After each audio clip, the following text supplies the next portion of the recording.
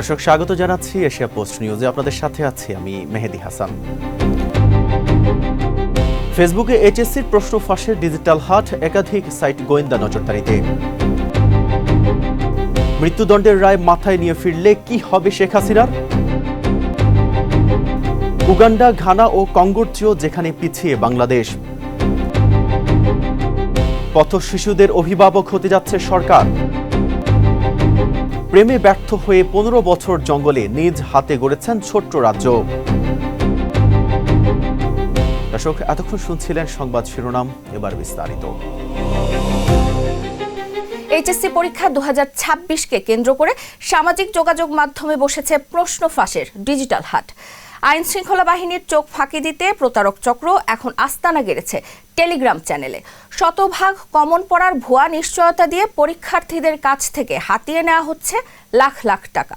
এমন 18টি সাইট ও গোপন গ্রুপ খুঁজে পেয়েছে এশিয়া পোস্ট, যা রয়েছে সিআইডির নজরদারিতে। বিস্তারিত বশির হোসেনের রিপোর্টে। পরীক্ষা শুরুর আর মাত্র কয়েক ঘন্টা বাকি। যে সময় শিক্ষার্থীদের টেবিলে বসে চূড়ান্ত রিভিশনে থাকার কথা, ঠিক তখন গভীর রাতে হাজারো শিক্ষার্থীর চোখ জলজল করছে স্মার্টফোনের স্ক্রিনে। টেলিগ্রাম চ্যানেল কিংবা ফেসবুক গ্রুপে দেয়া হচ্ছে শতভাগ নিশ্চয়তার প্রশ্ন ফাঁসের আশ্বাস।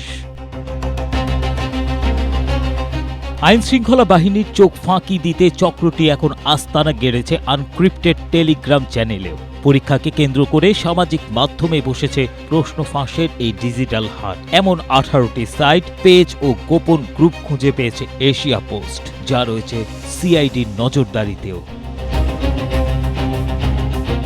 অনুসন্ধানে দেখা যায় ভুয়া নামে গ্রুপ খুলে হাতিয়ে নেওয়া হচ্ছে টাকা। এইচএসসির প্রশ্ন ফাঁস 2026 নামে একটি গ্রুপের অ্যাডমিন হিসাব বিজ্ঞান পরীক্ষার প্রশ্নের জন্য দাবি করেন 5,600 টাকা। টাকা নেয়ার জন্য দেয়া হয় সুনামগঞ্জের এক বাসিন্দার নগদ অ্যাকাউন্ট। এশিয়া পোস্টের অনুসন্ধানে জানা যায় ওই বাংলালিংক নম্বরটির মালিক কবীন্দ্রচন্দ্র দাস, যা বন্ধ রয়েছে। পরে তার এনআইডি দিয়ে তোলা অন্য নম্বরে ফোন দেয়া হলে তিনি জানান তাদের কোনো নগদ অ্যাকাউন্ট নেই।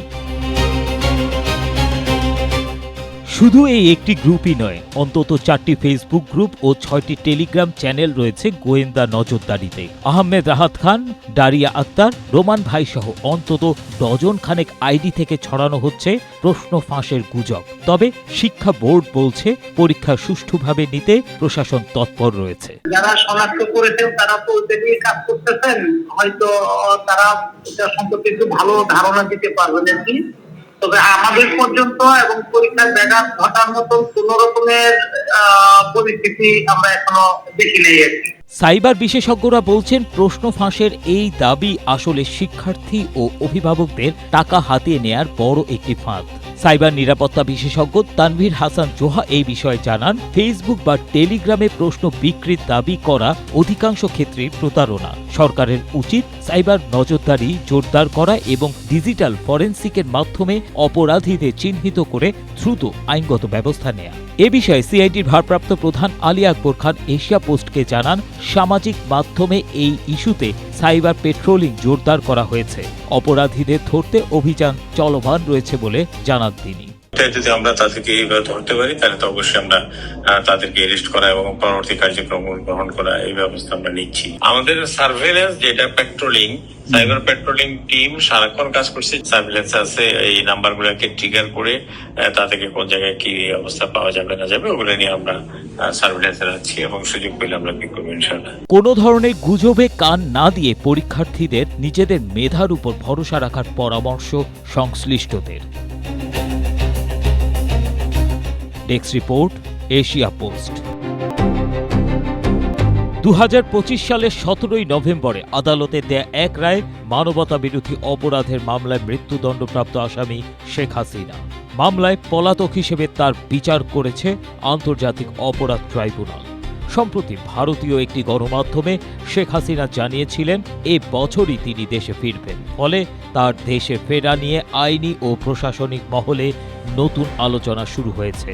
তবে বিশেষজ্ঞরা বলছেন তার ফেরা বেশ কিছু জটিল বিষয়ের উপর নির্ভরশীল। বিবিসি বাংলার এক প্রতিবেদনে বলা হয়েছে, দেশ ছাড়ার পর শেখ হাসিনার লাল পাসপোর্ট বাতিল হওয়ায় বর্তমানে তার কাছে কোনো বৈধ পাসপোর্ট নেই। ফলে দেশে ফিরতে হলে তার প্রয়োজন হবে সরকারের দেয়া ট্রাভেল পাস। তবে সরকার এই পাস দেবে কিনা তার সম্পূর্ণ তাদের রাজনৈতিক ও প্রশাসনিক এখতিয়ার। Tribunal chief prosecutor Mohammad Aminul Islam জানিয়েছেন, শেখ হাসিনার দেশে আসতে আইনগত কোনো বাধা নেই। তবে আইন বিশেষজ্ঞরা মনে করেন, যেহেতু তার বিরুদ্ধে গ্রেপ্তারি পরোয়ানা জারি রয়েছে, তাই ট্রাভেল পাস পেয়ে দেশের মাটিতে পা রাখা মাত্রই তিনি গ্রেপ্তার হবেন। প্রতিবেদনটিতে বিশেষজ্ঞদের সূত্রে জানানো হয়, সাজার রায় হলেও শেখ হাসিনার সামনে উচ্চ আদালতে আপিল করার সুযোগ থাকছে। তবে আইন অনুযায়ী রায় ঘোষণার ৩০ দিনের মধ্যেই আপিল করতে হয়।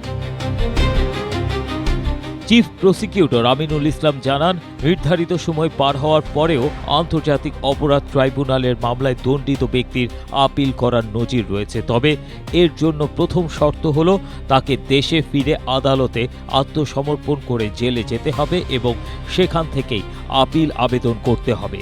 শেষ পর্যন্ত আদালত সেই আপিল গ্রহণ করবেন কিনা তা সম্পূর্ণ আদালতের বিবেচ্য বিষয়।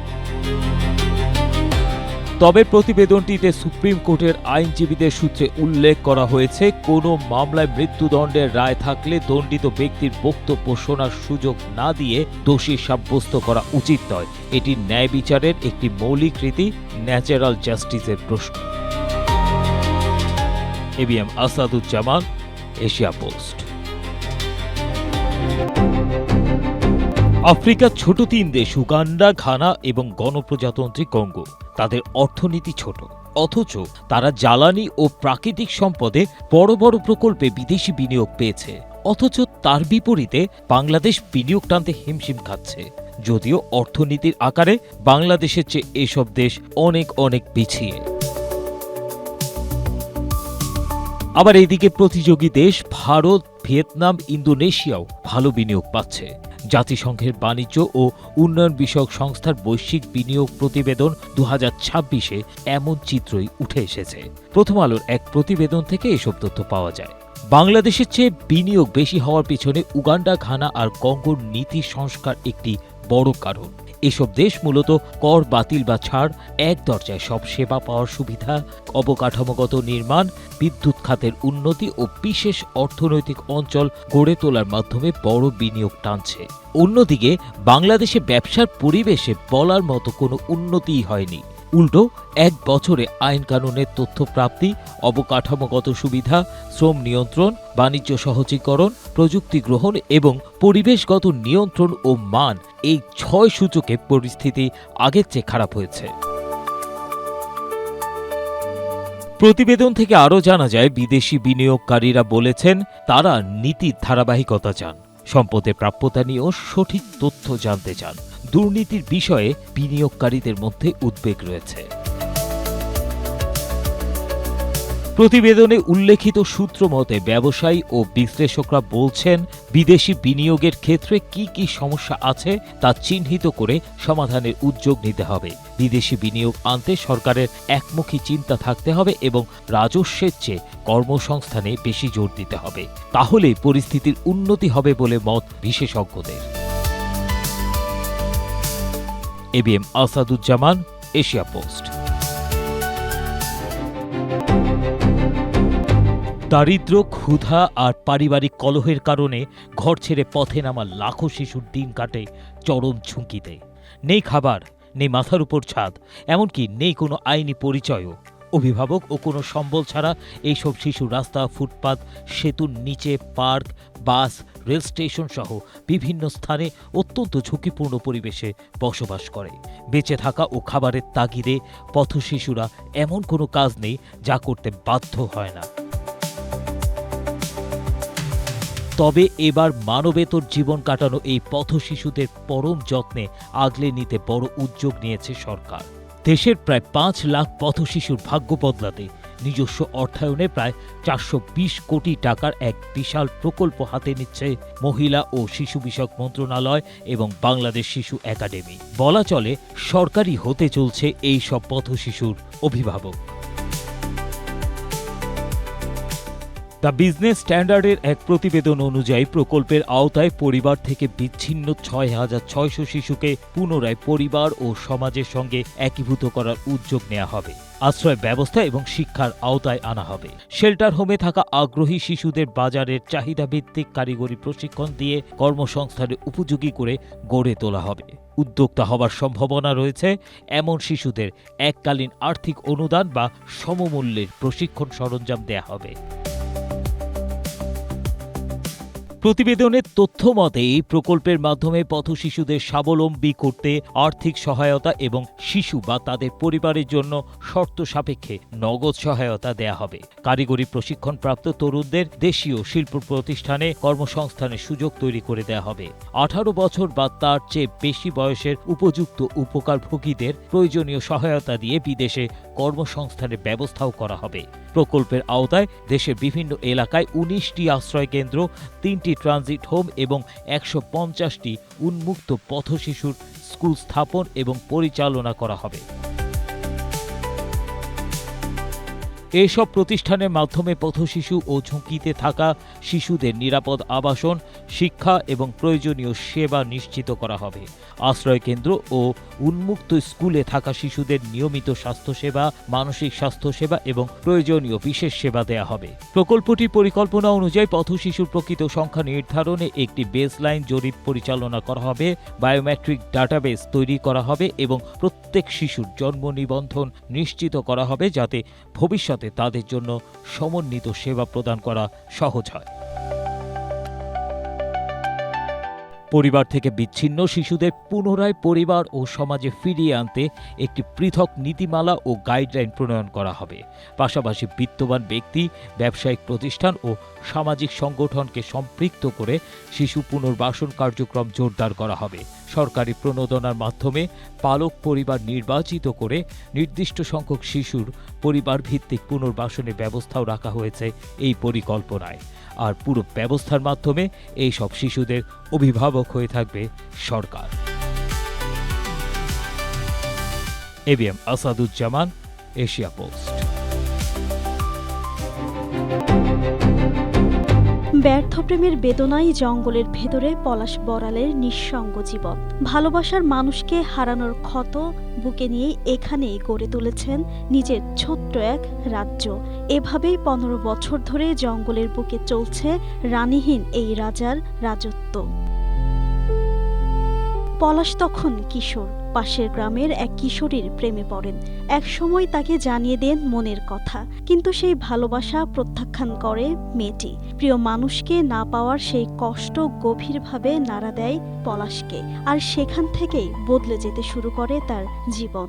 আমি তখন 9-এ, আর মেয়েটা ছিল 7-এ। বন্ধু যখন লাভিষ্টি করে ওইটার বাঁধতে যাই আমার। ধীরে ধীরে নিজেকে গুটিয়ে নিতে থাকেন পলাশ। মানুষের ভিড়, আত্মীয় স্বজন সবকিছু থেকেই সরে যান দূরে। পরিবারের সঙ্গেও বাড়তে থাকে দূরত্ব। একসময় নিজের বাড়ির পাশের জঙ্গলে তৈরি করেন ছোট্ট একটি ঘর, কাটেন পুকুর। এরপর থেকেই সেই জঙ্গলই হয়ে ওঠে তার স্থায়ী ঠিকানা। এখানের সঙ্গী বলতে শুধু পাখির কিচিরমিচির, রাতে ঝাঁক ধরে নামা ঝিঝি পোকার শব্দ। সে এক প্রান্তে চলে গেছে নদীর পার, আর আমি এই প্রান্তে।